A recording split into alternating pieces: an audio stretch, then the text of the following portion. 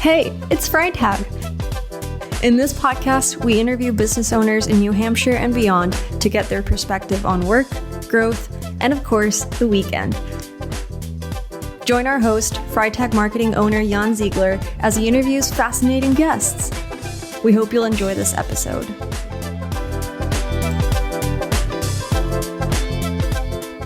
Hi everyone, today I'm here with Adam Berube, who is the owner of not just one or two, but 3 restaurants in Keene now, and it looks like he's going to keep going. So I'm super excited to hear more about his background, how he got into the entire hospitality track, and like what his plans are for the future, and what he thinks about how it is to run a business here in the region. So welcome, Adam. Thanks for having me. Appreciate it. So let's back up a bit. I mean, we need to talk about Yellowbell because it's brand new. It's a week old, I think. Yeah, it is actually. As of tomorrow will be 1 week that we've opened to the public. Yeah. So we need to talk about that. But before, you just told me you're a Keene State grad. That's right. Yes. So I graduated from Keene State in 2007. I have a degree in theater and dance. Have you ever used that? I use it every day. I mean, I use it every day. I look at being in the dining room at any of my restaurants as sort of performing, being on stage. And, the performing arts have allowed me to be a person that's able to communicate well with people, give me those skills to stand up in front of crowds and be able to articulate ideas. I think is also a really important thing that I've learned throughout my track of theater and dance background. But yeah, I haven't actually used it per se as like dancing and whatnot. However, I am involved with Dancing with the Keene Stars this year, and I actually just had a rehearsal right before this. So, but yeah, it's been fun. My experience at Keene State was fantastic, and part of the reason why I employ so many Keene State students is being able to provide them the opportunities that I had when I was here, almost 20 years ago, working at Luca's, my first fine dining restaurant, and which for those of you that don't know, Luca's is another establishment that was in Keene for over 20 years. So was that the spark for you to start off on your own? Like did you work at Luca's, and was that the inspiration for you to try it on your own? Like how did that? No, happen? So all through, and this will circle back, and I promise at the end of my story I'll circle back to like my grandmother and how it all started. But all through high school and college, I worked in hospitality, whether it was in catering or in fine dining, or, I sort of came to college and was like, okay, the easiest job to get is going to be, catering on campus. And I worked for food service for them. So I really enjoyed it. I enjoyed meeting people that way. And again, because I had that background in theater, just allowed me to really socialize and sort of be on stage and performing. But it wasn't until I moved back. So after I graduated college, I was actually on track to get a master's degree in higher education. And what I really wanted to do was event planning in higher education. I got a job in Southern California at a small university called Soka University of America, SOKA. It's a sister school of Soka University of Japan. Only about 400 students, private university, very, very small, very wealthy. So they had a lot of opportunities for a lot of different people. But I was there for 3 years, right next to Laguna Beach. It was incredible. I was going to the beach like twice a week, got to live and eat for free in Southern California as a 25-year-old, which is incredible. And that's where I met my husband as well. And then back in 2010, we moved back to Keene. Why? I mean, why? Like, I feel like this is the biggest why do that? Leave? Yeah, why would you leave? It was really interesting. So growing up in Connecticut, being from New England, definitely going out there was culture shock. And I had all my friends were back here. All of my friends were in Boston. And it was like every chance I get, I was on a plane coming back to Boston. And I never really felt like I belonged in California. It wasn't until about 6 months before I left that I finally felt like, okay, now I have that. And I feel like, in hindsight, I'm glad I did, obviously. But, if I would have stuck it out for another 6 months before making that decision, I probably wouldn't have never moved back. But at the time, my husband, who was then my boyfriend, had never left California. He'd gone to school there. And, I said, let's move back to Keene. I had enrolled in grad school because I thought, okay, if I'm going to stay within higher ed. Maybe I should do something in school counseling. And, so I came back to Keene. I was just trying to find a reason to get back here because I really just miss my friends. Yeah. Okay. But your friends were in Boston. My friends were in Boston. But you moved to Keene. But I moved to Keene because it was familiar enough where, this could be a stop off for maybe 6 months, maybe a year, and then transition over to, I have this running joke with a lot of my friends that anyone that graduated from Keene State and then stays in Keene State, stays in Keene, we call it like the cul-de-sac of the world where, you're going to move away, but you're always going to come back. Yeah. And so, we came back. My husband at the time was working for Starbucks. He got a job. He was able to transfer out to the Starbucks in Keene. And I was scrambling to find work. I had just come out of higher ed and I couldn't get a job at Keene State. And I had my background in hospitality. And I started bartending out in Peterborough at a few different restaurants out there. And then that's when Matt Blau, who was the previous owner of Fireworks, opened up the second location here in Keene. And that was back in 2011. And then I essentially worked in that location for 10 years and before COVID hit, and really became part of the Keene community, started to really grow my roots here.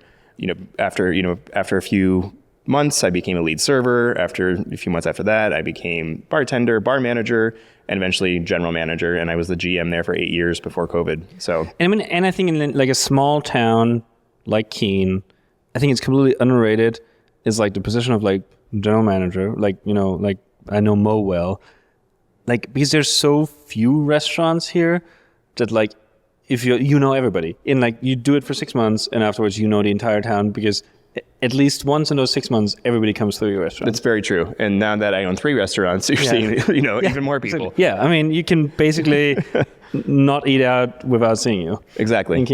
Yeah.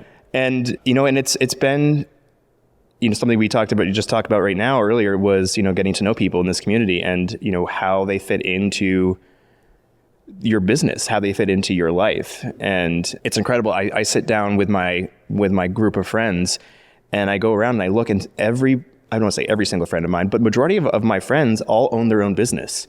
And that's one incredible thing about Keene is so many people.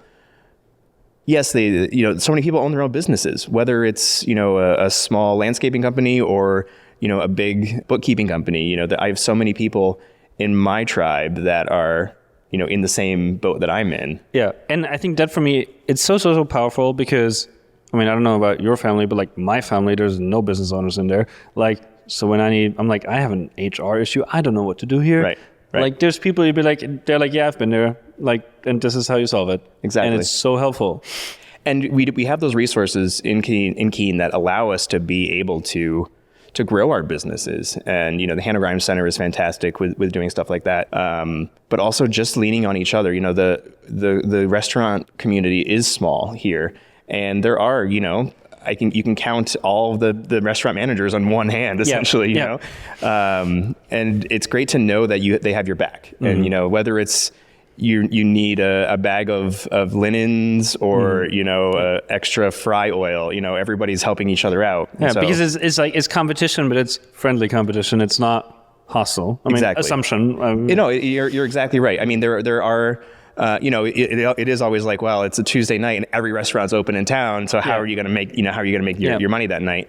But at the same time, we do what we do because we love it and we support each other. And especially with such limited staff in the area as well, qualified staff, it's not uncommon that you might have one person that worked for you, 5 years ago, they left to do whatever, especially post-COVID.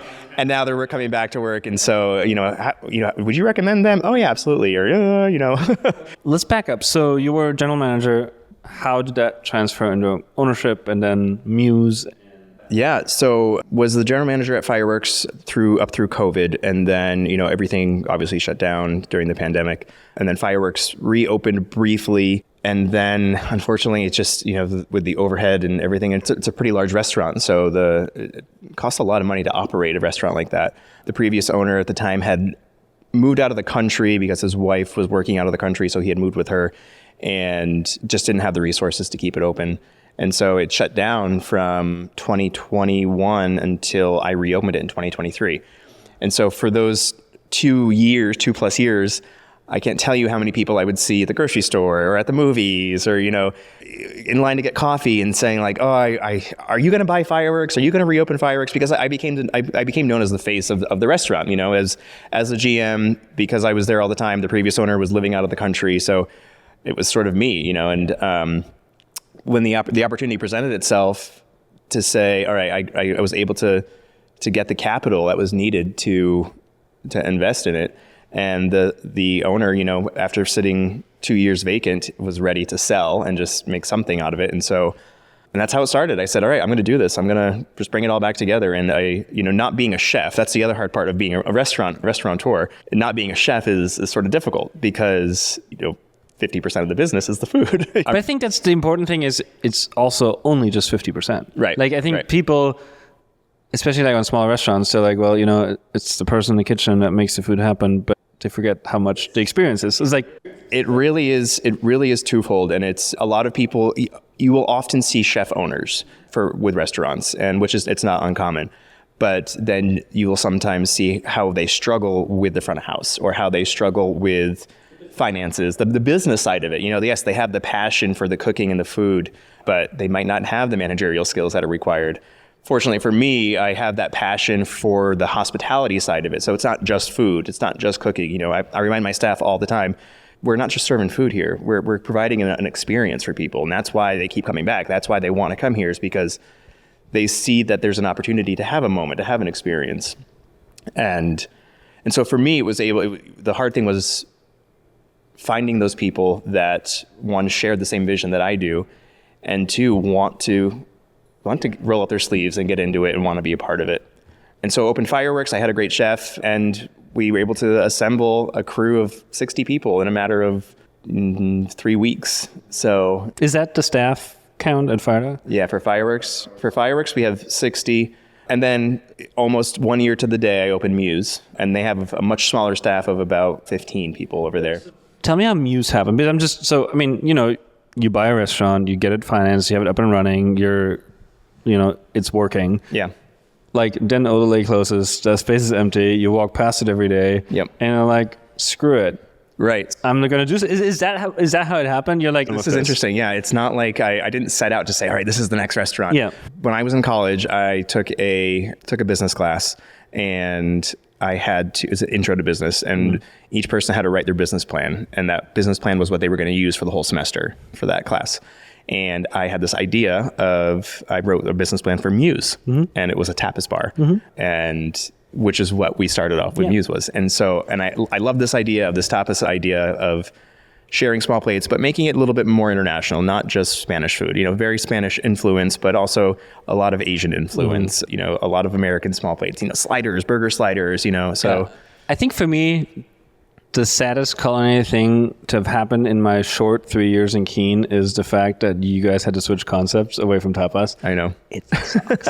It's awful. It was so good. It was so fun. And I think Muse food's still fantastic and still, in my opinion, the best burger in town, but it's not tapas anymore. It's not tapas anymore. And that's really what it was. We didn't have a burger on our menu, and because everyone else did. And it was like, I don't want to do something that everyone else is doing. I want to do something different. Yeah. And we have this opportunity with this really quaint restaurant, only 50 seats, really small kitchen. Let's knock it out of the park. And we did. And I felt like we did. We opened in June, and then by November, we were really struggling because what we were finding was that while people were coming in and people were loving it, people were still put off by tapas in Keene. You go to Boston, you go to New York, you go to LA, that's, tapas on every corner. I think it is this unsolvable, we do marketing for Granitas, right? So we spend a lot of time thinking about restaurants and food. And it's really hard to do anything but burgers and steak and still make money. Because it is, in the end, it's what sells here. And it's like the economic justification for literally anything else is really hard, which is awful because it makes food so boring here. It makes it boring. And it also really, for those of us that have that, creative ideas that want to do that. Yeah, I want to make money, but I also want to do something that's really fun and different. And so what we found was that, okay, now that we're open for 6 months, we have to pivot or we're going to have to shut down. And we put out comment cards for about 2 weeks. Every customer got a comment card. What did you like? What didn't you like? What would you like to see on the menu? Every single comment card was, burgers, salad, pasta. Yeah. And you're like, oh God, like this is what we have to, if we have to do this. And so, over the course now, almost 2 years now, we've changed the menu, we've incorporated, but we're slowly getting back to sort of this really fun idea of international cuisine, smaller plates, still appeasing those people that want the entrees, that want the salad, that want the burger, but we're doing our twist on it, I mean, I find it very depressing that the restaurants that probably are the most profitable, at least they're the busiest restaurants in towns, are the ones that haven't changed their menu in 20 years and serve the same burger, the same bowl, and the same everything, and it never changes. And I just find it so inherently dull. It's so boring. It is so boring. But again, they're like, well, this is what works. And I loved when Muse opened. I mean, it's still a great place. I prefer it over, fireworks. I mean, that's great. Because it is slightly different food, and the vibe's cooler. Well, the vibe, and that was part of it too. And so, going back to your question about how did it happen, I was asked to go speak at Franklin Pierce in a business class about fireworks. And the professor of that course, who was a friend of ours, happened to also be a part-time bookkeeper, and happened to be the person that was doing the books for the previous restaurant that was there.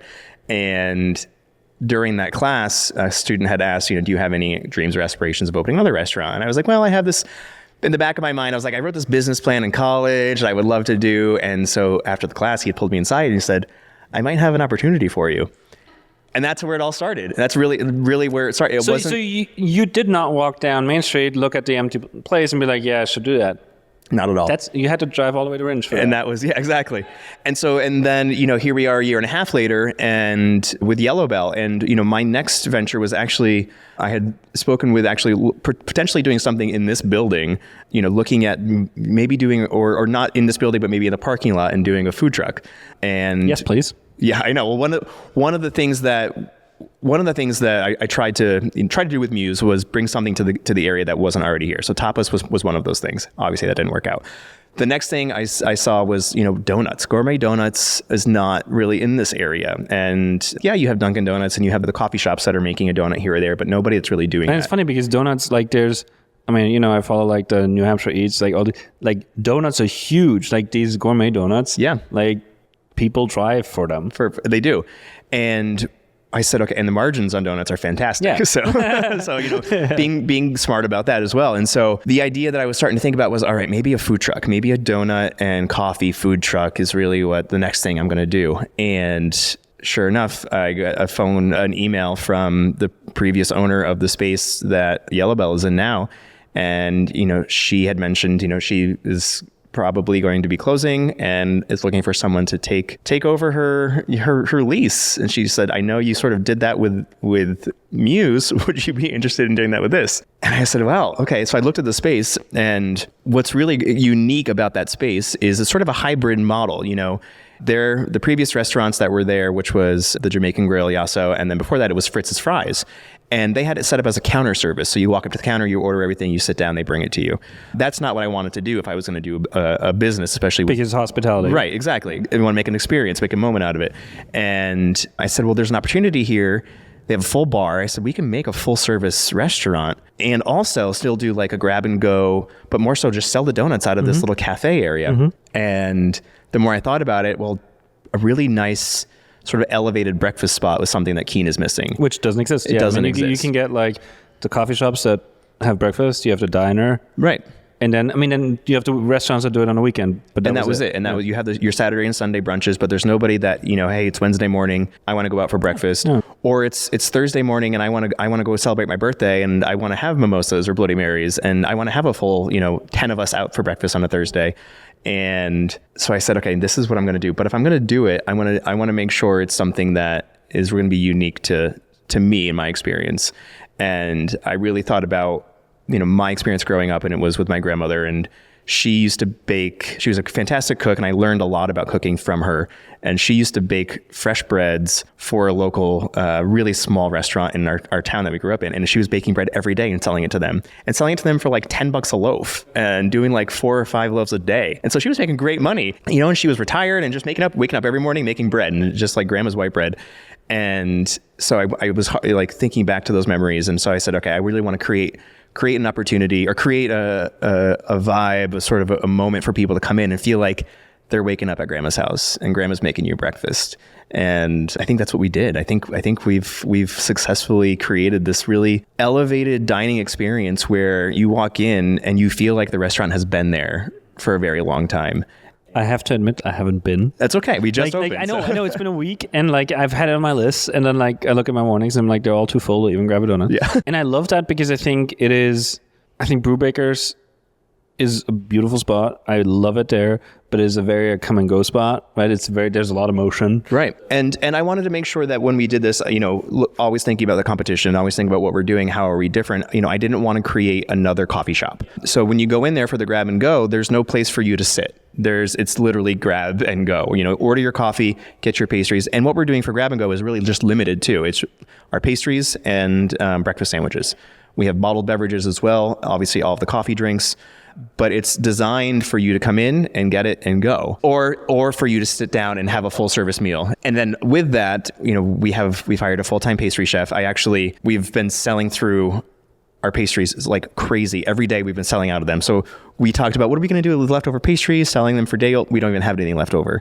And so my pastry chef, my baker's coming in every day, and she's making anywhere from 6 to 8 different styles of pastries, and they're all selling. And so we actually just interviewed for a part-time pastry chef yesterday to add to it, because what we're finding is after 11 o'clock each day, all the pastries are gone, and the cafe is open until 4. People are coming through wanting donuts. Yeah, I mean, exactly. They want like an afternoon, like sweet treat.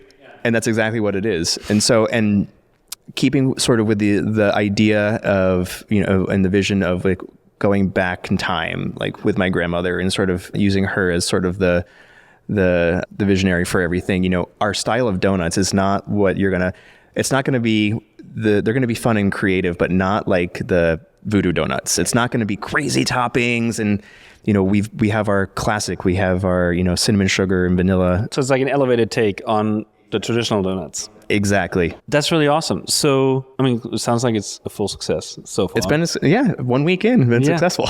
So, I mean, obviously, like you want to see how it does in 4. Do you think this is like, is Adam now like very at peace with all that he has built? Or is he like, I've done this 3 times now and I kind of know how it works. Like, I clearly know how to put together teams to run restaurants, and I clearly know how to run multiples. Like, and are you like, picking up your head, looking around, be like, what's there that I could do? I think I'm not quite there yet. I think it's definitely something that, we were just talking about what's next, and it's great to now know that I can do this. And this third time has been very, very easy. Obviously, the first time was very stressful. Second time was a little bit easier, but I knew exactly what to do. I knew who to hire, when to hire them, and how to do that. And one of the things I've been very successful at is, like you mentioned, is putting together teams and creating positive work environments where people want to come to work, and not allowing negativity to sort of take over and, run the ship, because it's so easy for that to happen. Because I think that is that is really hard, right? Because restaurants, it tends to be hard to find staff. You tend to be short-staffed, or they're not paid. Like, it's either you can't give people enough hours, or you have too much work, right? Like, it's never the perfect middle. It's always one or the other. And so morale is tricky. And I think part of the fact of that having 3 is I have the opportunity for staff to say, I only got 20 hours at Fireworks, but maybe I could pick up 10 hours at Muse, and they do. And now that I have, Yellowbell's breakfast, Muse is lunch and dinner, and Fireworks is just dinner, I have a few people that are working breakfast and dinner. And so it's working out well for them and for their schedules. They can make their money. And they can change their schedules to like fit their life, because now they have morning hours or prep hours. Exactly. And it fits in, and it's, cross-training them in that. And obviously it's different food, but the management style is the same. And, it's right downtown Keene, and they're all in that little, we call it, and it's not the Bermuda Triangle, we're calling it the Berube Triangle. So it's all right there. That's perfect. Yeah, I mean, it's not, you can walk across the street, you're right there. But one of the things that, thinking about it, that does, quote, stress me out is I like to be present in my businesses. I like to know, I like to see the customers. I like to see the product that's coming out. I like to know that the quality is up to my standards, and also the ambiance, like the light levels are correct, that, making sure that the cleaners have done their job and the floors are, so a lot of that has to do with me, training my managers to make sure they're looking out for those things as well. But just being present in the dining room is important for me. And I think it's important for customers too, because they see that I'm making an effort to be there. I care. And so right now, are you every day at every restaurant? I am. Yeah. Last week was a little rough because we were opening Yellowbell, but my plan is pretty much being downtown every day from 10 to 7 and just being at each place and just kind of going there where I need to go and, planning my meetings in between and whatnot. But again, I love what I do. I love being down there. I love being in my restaurants. And I've been so lucky to have such great servers and cooks and dishwashers and people that care and people that, again, share the same vision of hospitality and what hospitality means to them. The same of like being able to provide an experience for people. So I feel like the last 3-4 months have been like a whirlwind in the Keene restaurant scene. Like, I don't know, you have, Tavern on Main, you have now Otto's opening, you have you guys opening with Yellowbell, Luca's going to Walpole. Like, there's so much movement right now, which is very exciting. Yeah. I mean, it's like there's so much happening at once. I'm like, all the restaurants are doing things like, and you go back 4 years and there was nothing going on, So, and my question, like curious what you think.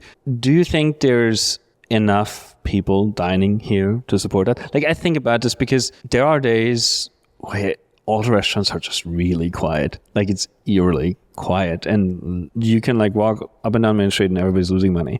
And no, there are a lot of days like that for us, and it is very stressful. And that's one of the probably the biggest stressor as the owner, as someone that's paying the bills, looking at that is where did everybody go? And we're coming off of an election year. And that is a huge thing that, changes. I mean, I'm looking back at my sales 3 years ago to now, and you're seeing, 15, 20% less in sales. I mean, part of it has to do with, I'm my own competition with Muse and Fireworks. So that's part of it, but also the other restaurants that are opening. But you're right. You're adding all these new restaurants, these new opportunities, but you're not adding more people to the surplus. Yeah. So I always think like there should be, I don't know, maybe it doesn't even exist. It's like, it's really the chamber, but like there should be like the local restaurant marketing group because really it's like, we just need to get people into Keene. Like where they eat then, who cares? But like because I think Keene now has a surprising amount of quality food to offer, which is like for a small town like this, actually we're punching way above our weight on food, like on diversity, on quality. And I think there's more people that should put that on their map for driving an hour to eat. And I think you're right. I think if there was an initiative to get people into Keene to eat, that would be so helpful. I think people often forget about Keene. We're so far out of the way, even though we're not, but we are. If people used to go to Brattleboro because it was so close to 91 before, there's just seeing people and how they frequent Brattleboro and know about Brattleboro. And it's like, we're only 20 minutes away and we have all of these, right downtown. Yeah. I mean, Maddie sometimes she's like, we should drive to Northampton to eat dinner. And I'm like, and then I think about it, but like, I don't think anybody in Northampton has ever said, oh, we should drive to Keene for dinner. It's so true. It's so true. And again, Northampton is such a destination spot and so many great restaurants and bars, but it's like, so does Keene. Keene does have those spaces. What is going to happen though? It's scary to think about it because, there's other rumblings of other restaurants opening and you're like, yeah, there's, could there be really good Mexican in downtown Keene? Absolutely. But the problem is but I think you're right, like really good Mexican, which is, I think, a strong concept for here, but that takes away from the people that eat. That's exactly right. Yeah. And then how do we combat that? And, part of the reason why I am so excited to be doing breakfast is that, fingers crossed, there's not a lot of competition right now with breakfast. But you're right. One of the things that we love to do is like supporting the Colonial Theater. That for us, whenever we call it the quote unquote show nights, whenever there's a show night, we know it's going to be busy. And, we take those reservations and we get them in and we love those show nights because we're bringing in, people into the door. And so supporting them and their initiatives as well is so important for us. And I think what all the restaurants see is whenever something's happening, like whether it's Ice Festival, Pumpkin Festival, Jumanji Festival, like you're full. And that's, and so part of it too is being, I'm on the board for the Keene Downtown Group and just being involved with that. It's another big part of I feel like being a successful businesses is that you're getting out there in the community, and you're not just like open and doing your thing. You're actually engaging with what's happening around you, and you're getting more customers that way because people see what you're doing and they want to support you. But I think you're right. I think there is opportunities to grow and expand the marketing for. So there you go. So there's your next project. No, I mean I have thought about this, and I was like, well, if you pooled some marketing money, you could probably make a pretty nice commercial about how you should spend your food day in Keene. Like, I was like, that'd just be fun. Like, it would help everyone. Anyways, so we have a second segment to this podcast, which is a very short one. But because it's Freitag, Friday in German, what does a good weekend look like for you? I'm really curious, and I know your weekends might not be my weekends because you're probably in the restaurants on the weekend, but on your days off, what do you do? Do you take days off?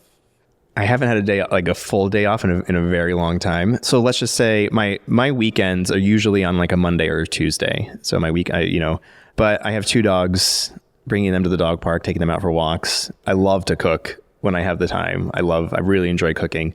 And so cooking for my husband, I love meal prepping for him also. It's just like, it takes my mind off. I love going grocery shopping. I'm one of the few people that love the grocery store. Can I give you a list? I always say, like, if I needed like a second, if I had time for a second job, I would be like a door dasher, like for grocery. I love grocery shopping. Okay. And it's just, I don't know what it is. But yeah, and then, I love entertaining too. One of the things that I really miss about my life previous to owning restaurants was entertaining, was having people over for dinner parties, was having the opportunity. Now, I host the dinners and have people at the restaurants, which is great also. But I also sort of get that fix, doing private events. We do a lot of private events, so I get to like help with that as well. But I find a lot of comfort and joy in just, the art of entertaining and hospitality. And I think that's why I love my job so much, is because I really enjoy doing that. I genuinely enjoy providing an opportunity or an experience for somebody to come together and just have fun. And honestly, because I love my job so much, and this sounds so cliche and corny, but I love going to work. I don't love the long nights and I don't love the early mornings, but I love being around the staff and I love seeing the customers. And, every chance I get to be there is just like, okay, even if it's there for an hour, and then go home. Yeah. You live in Keene, or? We live in Keene. Okay. Yeah. Cool. So last question, what's your favorite spot? I think obviously, the Berube triangle is yeah. But like, is there anywhere where you're like Spofford Lake is like, in the summer, I'm so happy there. Mm-hmm. Like, you go out and you're like, okay, this is great. I can relax here. Is there any secret recommendations? Have you ever been out to Airport Road? No, I've never. So do you have dogs? Yeah. So if you bring your dogs out to Airport Road, it's about, you could be anywhere, you could park along there, but it's probably about 3 miles long one way. It's a beautiful spot. You see the planes that are flying in, flying out, but you go in the springtime, you go in the summertime, and it's quiet, it's peaceful, it's paved. So I'm a big anti-tick fanatic here. So, not too many ticks, but you're not out in the woods, and it's just so peaceful and beautiful. And I love bringing my dogs out there and just walking out there. And that's probably, and there's picnic tables where you can sit and you can watch all of the wildlife. There's so many different types of birds, and you see fish and you see everything. So Airport Road is probably my spot. All right. Okay. Yeah. And for food, like, do you have a place so not in Keene that you drive to like have dinner with your husband? Pearl in Peterborough is probably one of those places. And if we're talking about Northampton, there's a really great, I don't want to call it a dive bar. It's an elevated dive bar called The Dirty Truth. And it's this long, narrow bar, beer and wine. I don't drink alcohol anymore, but my husband does. And so I love driving down there. But this long bar, and they have like 100 beers on tap, incredible farm to table food. And you wouldn't expect it in this sort of like, not dingy, but like, a little rough around the edges. Yeah. And they have a garage door that comes up in the front of the restaurant, so you can sit and like look out. And then right down the street from there is the Tunnel Bar, which was also when I was drinking. That was another favorite of mine, to go there, and the best martini in Northampton, and you're sitting in the dark, and it was great. Yeah. Awesome. Well, thank you. Thank you. Appreciate your time. That was really fun. Learn more about you. And obviously when people need to find you, they can just show up to the Berube Triangle and have breakfast, lunch, or dinner. Breakfast, lunch, or dinner. So that's the plan. If you do all three in one day, you get a free dessert at fireworks. So that sounds like there's the marketing right there. Perfect. Awesome. Thank you, Adam. Thank you. Well, that was a great conversation. We hope you enjoyed this episode. If you did, please leave us a nice review wherever you're listening to this. It really means the world. Our episodes drop every other Friday, so stay tuned for more insightful chats from It's Freitag.